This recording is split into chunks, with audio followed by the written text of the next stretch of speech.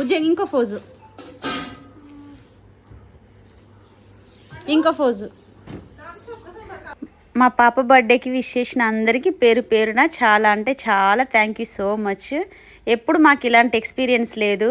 ఇంతకు ముందంటే social media లేదు కదా మేము. సో మామూలుగా వాట్సాప్లో స్టేటస్ పెట్టేది, మామూలుగా కొంతమందే విష్ చేసేది.